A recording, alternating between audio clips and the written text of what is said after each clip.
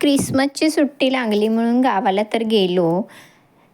पण मम्मीकडे गेल्यानंतर वहिनी म्हटल्या, "माझेही 2 ड्रेस शिवून द्याल का? किंवा घेऊन जा पनवेलला गेल्यावर मला शिवून द्या."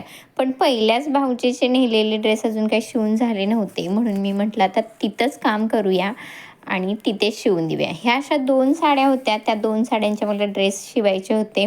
खूप सुंदर साड्या होत्या आणि त्याचे वेगवेगळे ड्रेस शिवायचे होते. तर मी ड्रेस कटिंग करून घेतले, पण लाईटीने तर खूप मोठा घोटाळा केला होता. लाईट तर आदल्या दिवशीही नव्हती आणि दुसऱ्या दिवशीही नव्हती. तर ह्या साडींचे मी फक्त कटिंग करून ठेवलं. लाईटीची वाट बघत बसलो, पण लाईट काय आली नाही.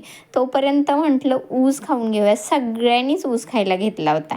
गावाकडे जाऊन असे काहीसे वेगवेगळा ऊस खाणं वगैरे ह्या मज्जा ना खूप छान वाटतं.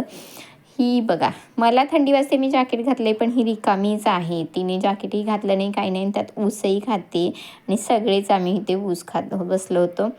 काम करणाऱ्याला कुठेही जा तेच काम करावं लागतं, ते मात्र खरं आहे. आम्ही सगळे ऊस खातोय, मज्जा करतोय, पण पप्पांची मात्र इथे कपडे शिवायची चालली होती.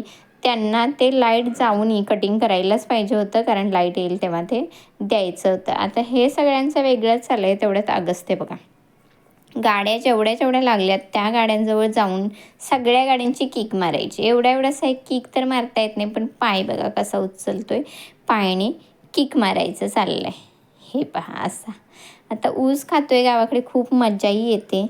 वाटतं तरी काम करायला नको, काम करायला नको, पण गेल्यावर थोडं करायलाच लागतं. हे बघा, पप्पाही त्यातून सुटले नाहीत. बाकी सगळे एन्जॉय करतायत. लाईट गेली आहे, पण त्यांना कटिंग करून ठेवलं पाहिजे, जेणेकरून उद्या आपण शिवू शकतो. म्हणून ते आपले मेजरमेंट बघतायत, कुणाचं कुठलं. आता जेव्हा रात्री लाईट आली, तेव्हा मी हे एक ड्रेस कंप्लीट करून घेतला आहे. तो ड्रेस पहा कसा झाला आहे. जर ड्रेस आवडला असेल तर लाईक, शेअर आणि सबस्क्राईब करायला विसरू नका. आणि असेच नवनवीन व्हिडिओज पाहण्यासाठी माझ्या चॅनलला सबस्क्राईब करून ठेवा आणि बेल आयकॉन प्रेस करा.